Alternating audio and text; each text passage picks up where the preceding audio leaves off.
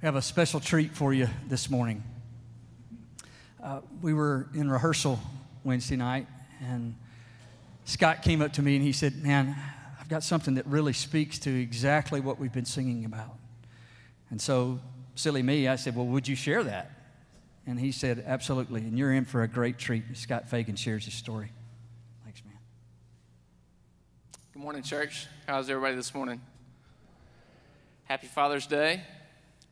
We serve a great and faithful and healing God, church. He's bigger than any of us can imagine, and nothing is impossible with him. And I say that to tell you that I'm going to share a story this morning with you, a story of hope.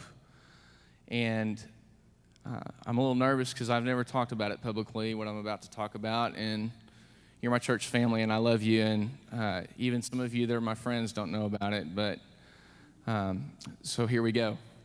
I was an athlete in pretty much my whole life.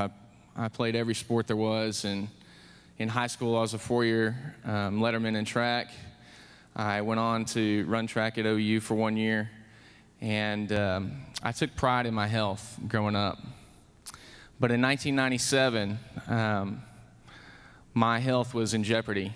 I was diagnosed with a serious, incurable neurological disorder, disease called multiple sclerosis. And it's a disease that destroys the lives of hundreds of thousands of people every year. And it takes away their mobility, their cognitive skills, their speech skills. It's a pretty tough disease. And this disease made me question a lot of things in my life. And at the beginning, I was scared and I was mad at God. But I soon realized that I needed God more than ever in my life. And I became thankful for having this disease. And it made me live life with more of an urgency, and it strengthened my walk with God. I dove in like I do in a lot of things if people know me, and I wanted to help. And so I got active, and I did a lot of things. I did 2 triathlons. I rode my bike 172 miles in 2 days from Houston to Austin, which was crazy. And today I continue to remain active, and I'm just so blessed. I have such a great wife and such great kids and such great friends and great work, and I'm still able to work out. About a year ago, I was playing golf with a friend of mine, and we started talking about my MS, and he said, "Scott, have you ever asked God to take it away from you?" And I said, "No." And he asked me why. And I said, because I couldn't come up with a lot of good reasons. But other than, I felt like it was a prayer that was too big to dream. It was an incurable disease that I had, and I thought it was a selfish prayer.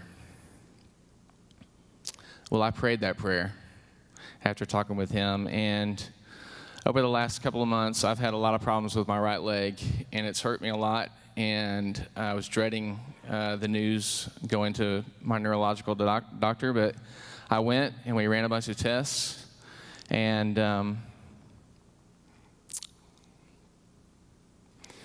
so this Wednesday, I was sitting in my office, and my doctor called me to go over the tests.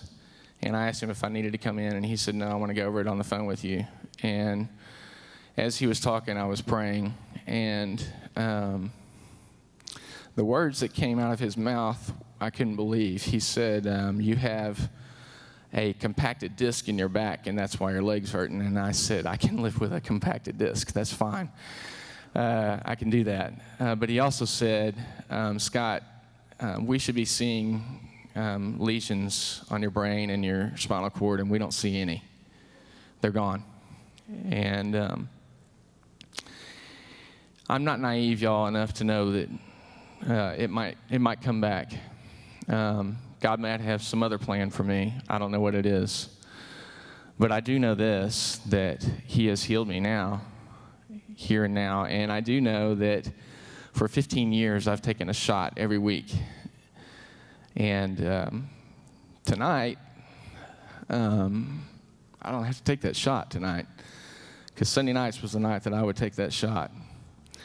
So my question to you is, what do you need hope for in your life?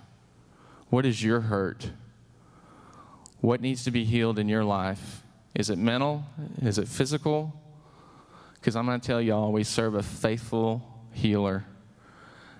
And I want you to have hope in that this morning. Our God is still in the business of making the seemingly impossible possible. And he loves each and every one of you more than you could ever imagine. And I want you to think about that when you listen to this next song. Thank you.